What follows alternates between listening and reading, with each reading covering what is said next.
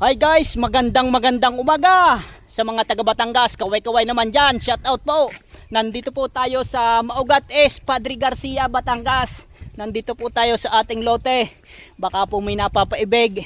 May ibinibinta po kaming lote dito. Napakagandang lote. Gilid po ng kalsada. Ito po yung lote na yon. At ang kabila po ay ilog.